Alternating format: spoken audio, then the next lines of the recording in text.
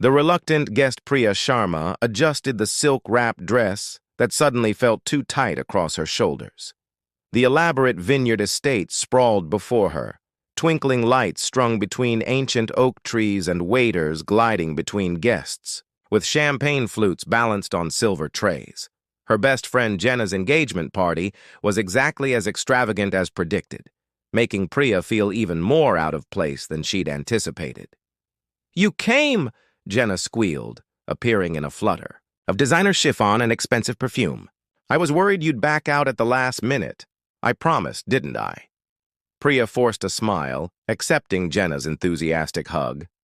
"The vineyard is beautiful.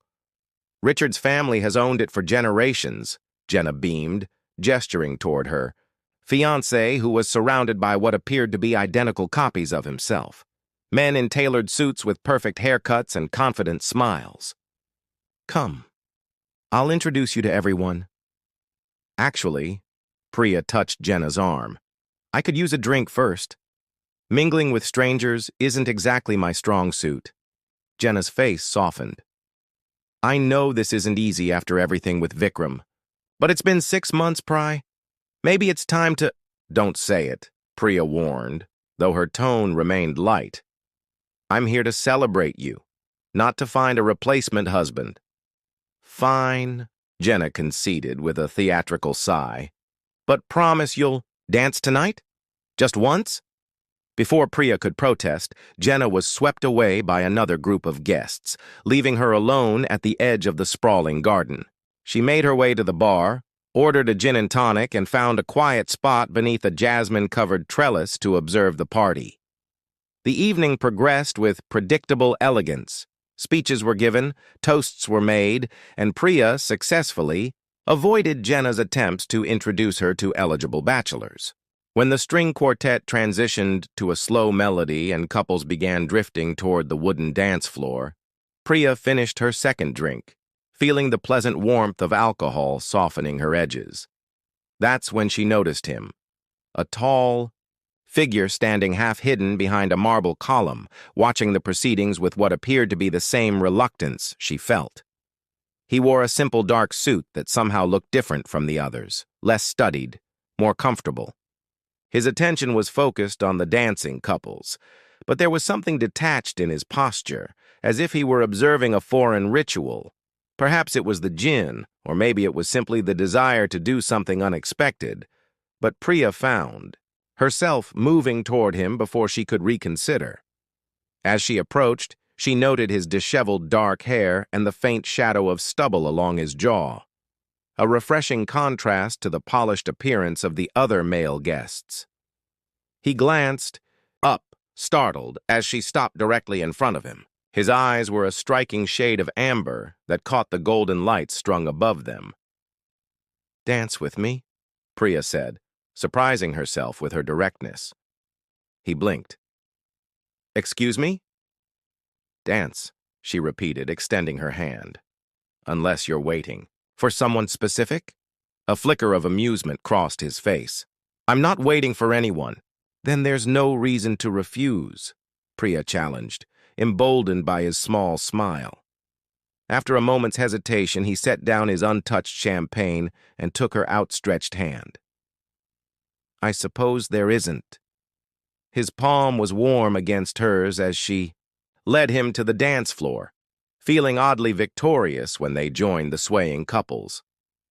Up close, she noticed the fine lines at the corners of his eyes and the unexpected gentleness of his hand at her waist. "I'm Priya," she offered as they began to move to the music. "Ethan," he replied simply, his voice low and pleasant. As they danced in comfortable silence, Priya realized this was the first time she'd touched someone, really touched someone, since Vikram had walked out of their apartment with half their shared belongings and all of her trust. And somehow, in the arms of this quiet stranger named Ethan, the world felt a little less broken. Midnight Confessions. The string quartet had long since packed away their instruments, replaced by subtle recorded music that floated across the now thinning crowd. Priya and Ethan had migrated from the dance floor to a secluded stone bench overlooking the vineyard's rolling hills illuminated by a nearly full moon. "So you design sustainable architecture?" Ethan asked, his jacket discarded, sleeves rolled to his elbows. "That must be fulfilling work." Priya nodded, surprised by his genuine interest. "It's challenging, especially convincing traditional developers that environmentally conscious design doesn't have to sacrifice aesthetics or profit. But when a project comes together, when you see people living and working in spaces that give back to the earth instead of taking from it, there's nothing quite like it." "I can imagine," Ethan said softly, his gaze thoughtful. "Creating something meaningful, something that lasts." "What about you?" Priya asked, tucking a strand of hair behind her ear. "What does Ethan with no last name do when he's not being dragged onto dance floors by strange women?" A brief shadow crossed his face before he smiled. "I work with technology. Software development primarily, like apps and websites." "Something like that," he replied vaguely. "Though lately I've been focused on privacy solutions, ways for people to protect their personal information online." "Noble cause," Priya commented. "Though I admit I'm terrible with technology. My assistant practically manages my digital life," Ethan laughed, the sound unexpectedly warm. "Digital minimalism has its merits. I sometimes think we'd all be better off if we unplugged more often," says the software developer, Priya teased. "Especially the software developer," he countered with surprising intensity. "I know better than most what's at stake." A comfortable silence settled between them as they gazed at the star-scattered sky. In the distance, the last of the caterers were dismantling serving tables. "Can I ask something personal?" Ethan ventured. "Depends on the question. Earlier, when you mentioned your firm's latest project, there was this hesitation in your voice, like you were holding something back." Priya stiffened slightly, perceptive of you. "I'm sorry, I shouldn't have—" "No, it's fine," she interrupted, surprised by her willingness to share. "My ex-fiancé was my business partner. We founded the firm together 3 years ago. 6 months ago, he decided he preferred our office. Manager to me, both professionally and personally." Ethan winced. "That's complicated." "That's one word for it," Priya laughed without humor. "We're still untangling the business side. Meanwhile, I'm redesigning my life while redesigning sustainable office spaces. Hence your reluctance at engagement parties. Hence my impulsive decision to dance with strangers," she corrected, meeting his gaze. "What's your excuse for hiding behind columns?" Ethan hesitated, swirling the water in his glass. "I'm not particularly comfortable in crowds or with attention. Social anxiety. Something like that," he conceded. "Plus, these kinds of events feel performative?" Priya suggested. "Exactly," he agreed, looking at her with newfound appreciation. Everyone playing assigned roles rather than being themselves. "And what role were you playing tonight?" she asked. His smile turned wistful. "The reluctant brother of the groom, I suppose." Before Priya could process this revelation, a voice called from the terrace. "Ethan? Are you still here?" He tensed visibly. "That would be my sister." "You should go," Priya said, suddenly aware of how late it had grown.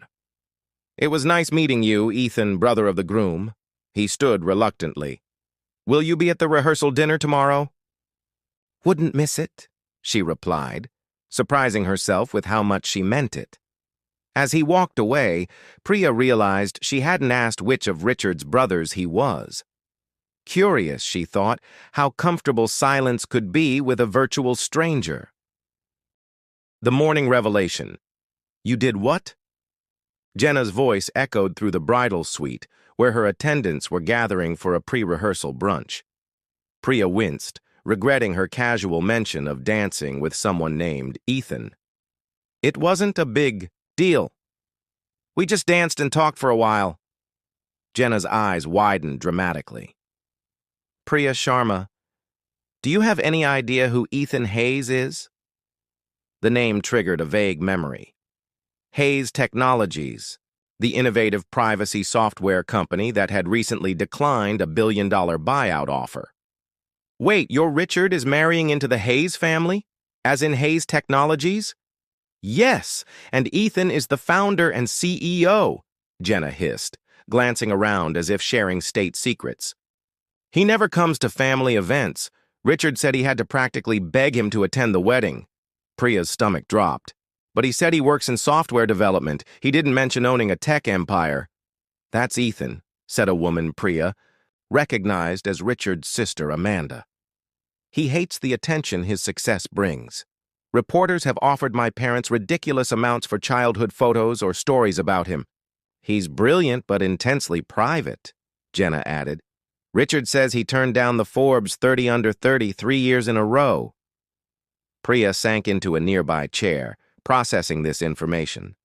The modest, thoughtful man who'd spoken so passionately about digital privacy was actually a tech billionaire who'd revolutionized data protection software. She felt a strange mixture of embarrassment and betrayal, though logically she knew he hadn't lied, merely omitted significant details. I can't believe you got him to dance, Amanda marveled. He refused to dance at our parents' anniversary gala, even when our grandmother asked him. I should have recognized him, Priya muttered, recalling tech magazine covers she'd glimpsed. In those photos, Ethan Hayes appeared polished and distant, nothing like the rumpled, engaging man she'd spent hours talking with. Don't feel bad, Jenna soothed. He's notoriously camera-shy. The few public photos of him are usually from years ago or taken from unflattering angles. Before Priya could respond, her phone chimed with a text from an unknown number. Good morning. Hope I'm not overstepping, but I asked Richard for your number. Would you consider meeting before the rehearsal? Is that him? Jenna squealed, peering over Priya's shoulder. You have to go. I don't know. Priya hesitated. He wasn't honest about who he is. Or maybe, Amanda suggested gently, he was simply enjoying being treated like a normal person for once. Priya considered this perspective as she composed her reply. The Rose Garden in 30 minutes, the response came immediately. I'll be there. When she arrived at the garden, Ethan was already waiting, looking more casual in dark jeans and a simple button-down shirt. His expression was guarded, uncertain. So, Priya began without preamble, you're Ethan Hayes of Hayes Technologies. He nodded once. And you're upset. Not upset, just confused why you didn't mention it. Would it have mattered? He asked, quietly. Priya considered this. It might have changed how I approached our conversation. That's exactly why I didn't say anything, Ethan admitted. For once, someone was talking to me, not my net worth or my company. Looking at him, the genuine concern in his eyes, the tension in his shoulders, Priya realized with startling clarity that his omission hadn't been deception, but self-preservation. Well, she said finally, I suppose we both have trust issues to work through. Relief softened his features. Does that mean you might give me another chance to just be Ethan? Priya smiled despite herself. I suppose it does. Worlds apart. The week leading up to the wedding became a series of revelations for Priya.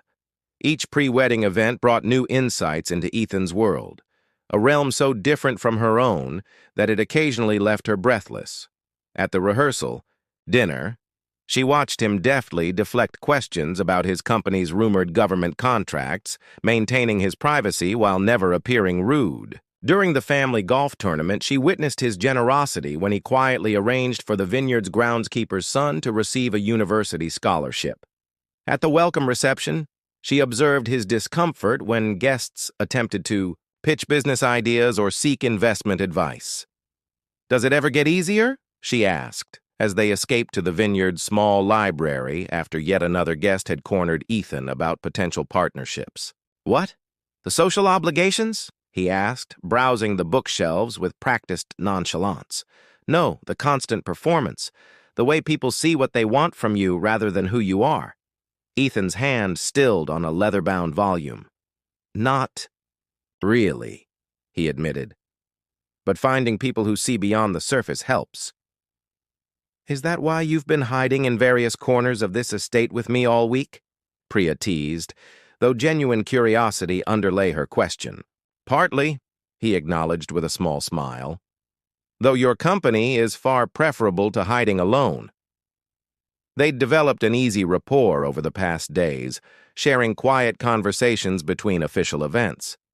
Priya had learned about his passion for sustainable technology, an interest that aligned surprisingly well with her architectural focus.